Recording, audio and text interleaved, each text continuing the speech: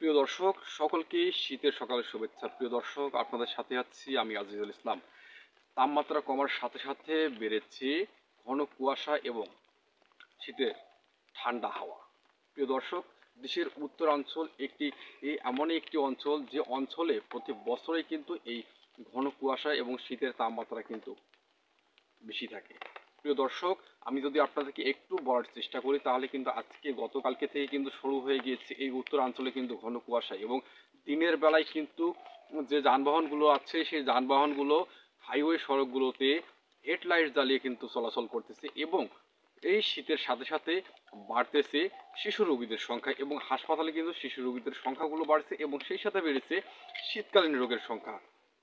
প্রিয় দর্শক, আপনাদেরকে যদি আমি একটু বলি যে শীতকালীন যে সকল রোগগুলো রয়েছে, সর্দি, কাশি, জ্বর, এই সকল রোগগুলো কিন্তু শিশুদের বাড়ছে এবং বেশিরভাগ হাসপাতালে কিন্তু শিশুরা ভর্তি হচ্ছেন এবং সেই সাথে এই ঘন কুয়াশার মাঝেও কিন্তু সাধারণ কৃষকেরা কিন্তু ঘরের মধ্যে বসে নেই। জীবিকার তাগিদে তারা এই ঘন কুয়াশা এবং তীব্র শীত উপেক্ষা করে কিন্তু জীবিকার তাগিদে তারা কিন্তু মাঠে কাজ করার জন্য কিন্তু ছুটছেন।